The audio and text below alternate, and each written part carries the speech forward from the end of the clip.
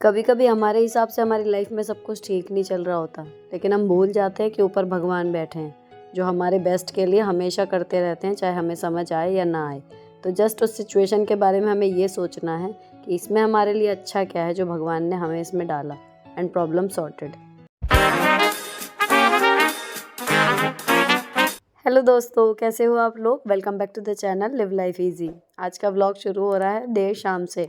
School से आके बर्तन वगैरह करके घर को एक प्रेजेंटेबल सा लुक देके, सर्वाइवल वाला। और फिर मैं सो गई थी क्योंकि तबीयत ठीक नहीं चल रही। अभी शाम को बाहर आ गई हूँ क्योंकि मुझे नवरात्रों की तैयारी के लिए सामान जो है थोड़ा बहुत जो मैं ख़रीदती हूँ हर साल, वो थोड़ा सा लेना है। तो मैं आ गई थी बाद में, फिर एंड टाइम पे बहुत ज़्यादा भीड़ भी हो जाती है और आपके साथ थोड़ा सा मैं टाइम से शेयर कर सकूँ इसलिए।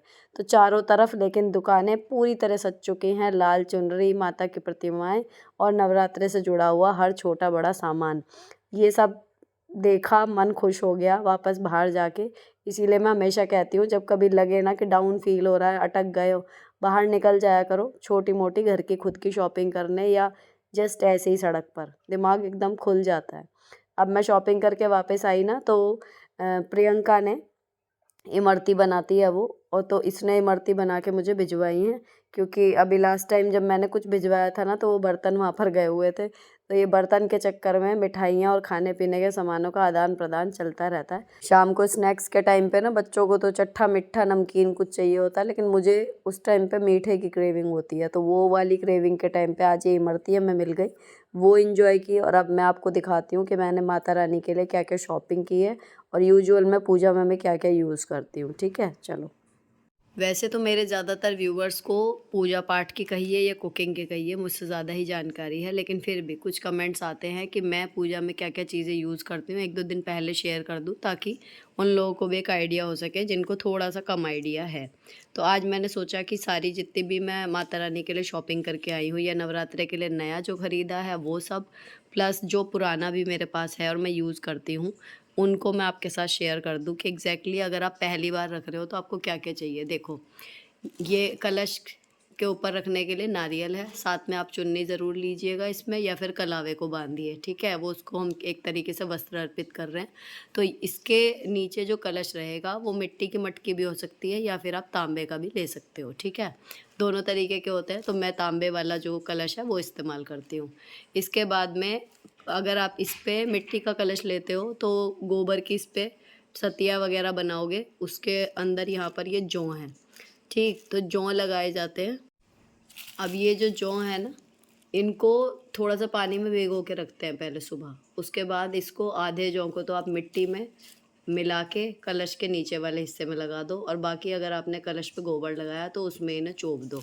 इसमें ये सीधा उल्टा थोड़ा सा देख लेना, जिस तरफ से डंडी निकल रही है ना ये वाला, ये हिस्सा खुला रहना चाहिए ताकि इसी में से फिर जौ निकलता है, ये वाला हिस्सा अंदर जाएगा। तो ये हो गए हमारे जौ। तो मैं कलश पे कोई गोबर का काम नहीं होता, इसलिए ये सारा मिट्टी में, जो गमलों में हम मिट्टी लगाते हैं ना, वो आप ले लो सिंपल, बस साफ़ होनी चाहिए थोड़ी सी। और उसमें ये बेस बन जाता है मिट्टी का, और इसका मिला के उसके ऊपर मटका, मटके के अंदर जो चीज़ें डलती हैं वो आपको दिखाऊंगी। एक तो ये सुपारी उसमें डालेंगे, इसमें लौंग है, लौंग डाली जाएंगी, लौंग का एक जोड़ा उसमें डाल देते हैं। ठीक है, हरी इलायची जाती है इसके अलावा, और एक सिक्का। ठीक है, ये चीज़ें उसमें डलती हैं, गंगा जल डलता है, तो वो सब हो जाता है हमारा कलश के अंदर जो जल भरा हुआ है वो। उसके ऊपर आम की पत्तियाँ, देन ये वाला नारियल। ये तो हो गई कलश का। बाकी पूरी स्थापना आप बहुत जगह वीडियो में देख लेना, जो मैं अपना करती हूँ वो बता रही हूँ। साथ में बताशे हैं, इसको भी लेके कई लोग कहते हैं खाते हैं, कई लोग कहते हैं नहीं खाते, तो हमारे यहाँ चलते हैं। तो ये बताशे जो है डेली में जोत में चढ़ाने के लिए और प्रसाद रूप में हो जाते हैं। इसके अलावा मैं हर बार माता रानी के लिए एक या दो ड्रेसेस जो है वो नई ले लेती हूँ, जो भी कलर अभी तक उनके पास नहीं होता।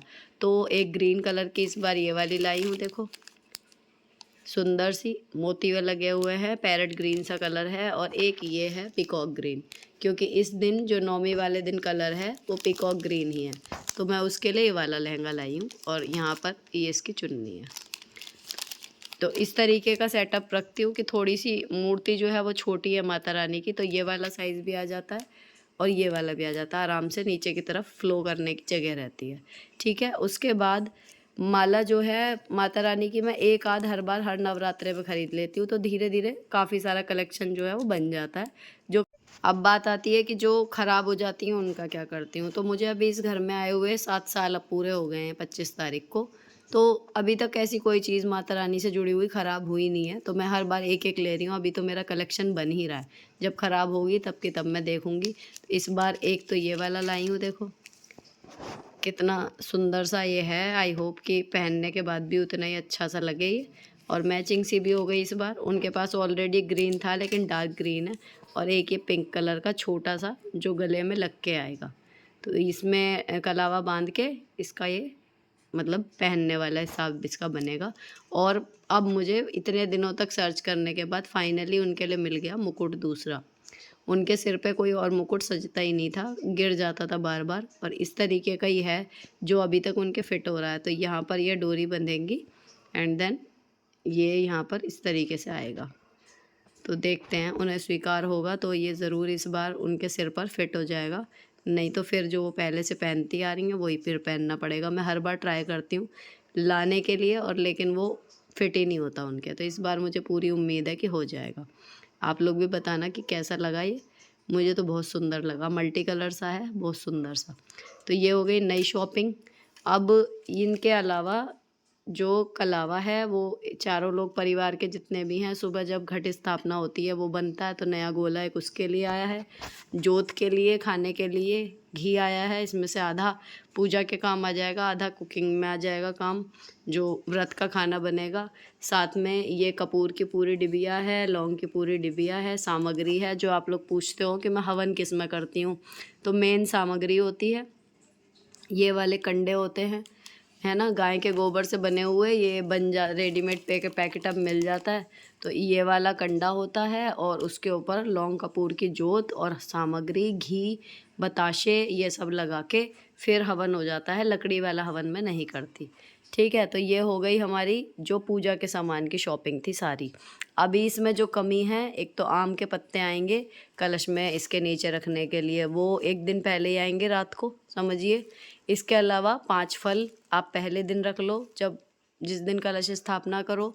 साथ में कुछ मिठाई व्रत वाली अगर रखना चाहो तो चौलाई के लड्डू मंगाए हैं वो, और आएंगे फूल माला। तो ये सारी चीज़ें जो हैं वो उसी दिन आएंगी, उनको आप 2 दिन पहले ला के नहीं रख सकते। लेकिन आप लोगों को एक बार एक आइडिया देने के लिए आज मैंने 2 दिन पहले समझिए ये शॉपिंग सारी कर ली है। और इसका फ़ायदा ये हुआ है कि मुझे वहाँ पर भीड़ बिल्कुल कम मिली, वरना काफ़ी ज़्यादा भीड़ मिल जाती है। अब मैंने माता रानी के लिए एक चौकी ऑर्डर की थी, पर वो आ नहीं पाई, उसका ऑर्डर कैंसिल हो गया। तो वो मुझे थोड़ा सा मलाल है, वो भी आपके साथ शेयर करती। बहुत सुंदर आई थी, आती मतलब मुझे पूरी उम्मीद थी। अब मैं दोबारा मंगाऊंगी, खैर नेक्स्ट नौरते में यूज़ होगी। और इसके अलावा जो है बाकी हमारे खाने पीने का है, कुट्टू वगैरह, बस। यहाँ पर ये सारा सामान तो हो गया हमारा पूजा से रिलेटेड। अब आपको खाने पीने का दिखा देती हूँ। एक तो ये चौलाई के लड्डू आए हैं, है ना, और ये एक व्रत के नमकीन, दूसरा कुट्टू का आटा, बस ये 3 चीज़ आई हैं। बाकी मुझे आप देखते हो व्रत में मैं बहुत ज़्यादा कुछ फैंसी बनाती नहीं हूँ, तो ये चीज़ों से मेरा काम चल जाएगा। बाकी आ जाएंगे फ्रूट्स। अब आपको अपनी सारी मैंने पूजा की जो तैयारी की है वो दिखा दी है, जो कमी रह गई वो भी बता दी है। साथ में अभी इसमें ऐड करना रह गया है गंगा जल। तो गंगा जल इसमें अभी मंदिर में रखा हुआ है, वो आपको मिलाना होगा कलश के जल में, ठीक है। तो इसमें बहुत सारी कमियां भी हो सकती हैं। हर घर का एक तो पूजा का देखो हिसाब अलग अलग होता है ना, तो जो भी मेरे यहाँ होता है या जो मुझसे हो पाता है, सही बात तो ये है, जितना मैं आसानी से नियम से कर पाऊँ। एक ये ना हो कि एक बार बहुत कुछ कर लिया, अगली बार कुछ भी नहीं हुआ। उससे बेटर है कि हर बार जितना हो जाए उतना ही करो। तो कंसिस्टेंसी में हर चीज़ में कहती हूँ कि कोई रिश्ता हो, कोई रूटीन हो, कुछ हो, ऐसा बनाओ जो आप लगातार कर पाओ। वरना अगर लगातार नहीं हो पाता ना, तो कितनी भी अच्छी चीज़ हो वो बेकार हो जाती है। आप उसे अगर कंसिस्टेंट रहते हो तभी उस चीज़ का फ़ायदा मिलता है। अब यहाँ पर ये वाला काम ख़त्म करने के बाद आती है बात डिनर की। तो डिनर में तबीयत मेरी डाउन है, आज खाना जो है थोड़ा सा लेफ़्ट ओवर रखा हुआ है, लेकिन आज खाना बाहर से आएगा तो वो खाएंगे आज सभी। और मतलब मेरी तबीयत ऐसे ख़राब है कि पेट वगैरह ठीक है, बस थकान सी है, बॉडी पेन हो रहा है, गला दुख रहा है, थोड़ा सा कोल्ड वाले जो सिम्टम होते हैं वो वाला हो रहा है। तो जस्ट थकान लग रही है और स्कूल में चल रहा है एग्ज़ाम, तो वहाँ से ना तो मैं ब्रेक ले सकती हूँ और ना ही वहाँ पे बिल्कुल भी होश मिल रहा है। तो वहाँ से आके मैं बिल्कुल बस सो जाती हूँ। तो काफ़ी घंटे जो हैं वो मेरे जा रहे हैं इस टाइम आराम में। तो अभी मुझे शूट करना है आओ बहन का वीडियो। तो 2 ऑप्शन थे कि या तो मैं सिंपल सा ही कुछ खाना बनाऊँ, किचन का काम जैसा रेगुलर होता है वो करूँ और फिर वीडियो मिस हो, या फिर ये था कि वीडियो शूट कर लेती हूँ और खाना बाहर से आ जाएगा। तो बच्चों को क्या चाहिए, हमेशा बाहर का खाना, तो कि मम्मी बाहर से खाना, ये वाली बात हो गई। तो बाहर से खाना आ गया है, मतलब ऑर्डर कर दिया जाएगा, प्लान हो गया है। तो मैं अब करूँगी आओ बहन का वीडियो शूट और वो आपके पास पहुँच भी गया होगा तक। तो जब तक आप ये वीडियो देखोगे, फ़िलहाल तबीयत थोड़ी ठीक हो जाए, आप लोगों की ब्लेसिंग्स चाहिए ताकि मैं नवरात्रे पूरी ऊर्जा के साथ, खुशी के साथ रख सकूँ। रखूँगी तो तबीयत ख़राब में भी, लेकिन ऑब्वियसली जब आप ठीक होते हो तो एनर्जी लेवल अच्छा रहता है, तो मन भी प्रसन्न रहता है। उम्मीद पूरी है कि 1 से 2 दिन में बिल्कुल ठीक हो जाऊँगी, जो भी थोड़ा बहुत लग रहा है।